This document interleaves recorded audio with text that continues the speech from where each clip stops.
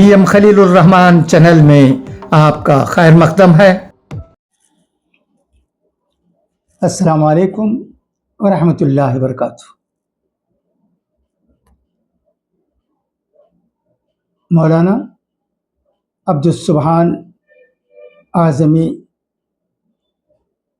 عمری صاحب رحمۃ اللہ علیہ کا ایک مضمون جو راہ اعتدال میں شائع ہوا ہے، پڑھتا ہوں، سنیے گا۔ آخری صفحہ۔ مولانا حافظ عبدالواجد صاحب رحمۃ اللہ علیہ فروری 1933 میں جامعہ میں مدرس مقرر اور 1950 میں ناظم بنائے گئے۔ اس وقت جامعہ بڑے نازک دور سے گزر رہا تھا، مالی مشکلات درپیش تھے، اساتذہ کو وقت پر تنخواہ نہیں ملتی تھی، اور ملتی بھی تو ایک مشت نہیں ملتی تھی۔ نظامت سنبھالتے ہی جامعہ کی فلاح و بہبود اور بقا کے لیے بڑی جاں فشانی سے کام کیا۔ ان کی پہلی کوشش یہ تھی کہ اساتذہ کو تنخواہیں وقت پر مل جائیں تاکہ دل جمعی سے کام کریں۔ چنانچہ مخلص معاونین سے ان کے تعاون کی رقم پیشگی لے لیتے اور کبھی بطور قرض لیتے اور اساتذہ کو وقت پر تنخواہ دے دیتے۔ جامعہ کے لیے غلہ بھی خود خرید کر لاتے اور اس خوش اسلوبی سے کام انجام پاتا کہ باہر کے لوگوں کو اندرونی پریشانی کا علم نہیں ہونے پاتا۔ میں نائب ناظم کی حیثیت سے آپ کا دمساز تھا۔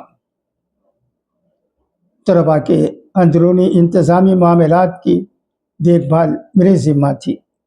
بحمداللہ ہم دونوں نے بڑی ایک جہتی اور ایک دلی سے کام کیا۔ یہ بات ذہن نشین کر لینا چاہیے کہ کسی ادارے کے افراد کا متحد الخیال اور باہم شیر و شکر رہنا ادارے کی بڑی خوش قسمتی ہے، اور میرے ناقص خیال میں اس کا اہم سبب بانی کی خلوص نیتی اور للہیت ہے۔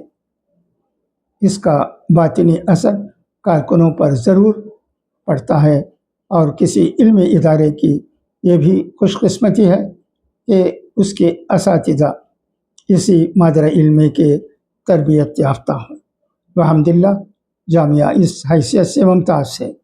جامعہ کے نازک دور میں بھی کسی استاد نے دل برداشتہ ہو کر جامعہ کو چھوڑ کر کسی دوسری جگہ جانے کا خیال تک نہیں کیا۔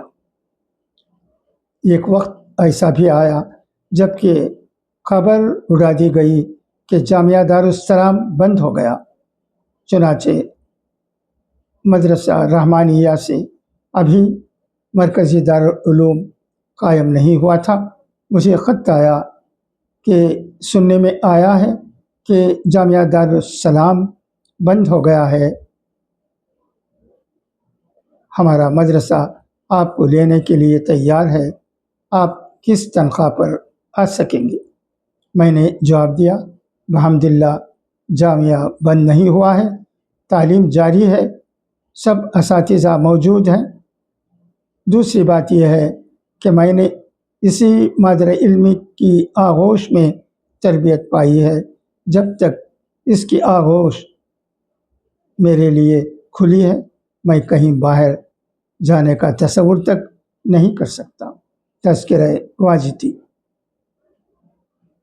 صفحہ 18۔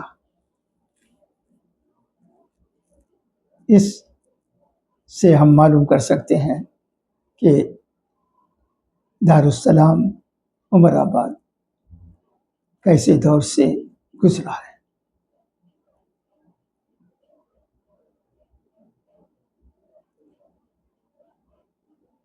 اچھا، تو اب اجازت، انشاءاللہ پھر ملاقات ہوگی۔ خدا حافظ، فی امان اللہ۔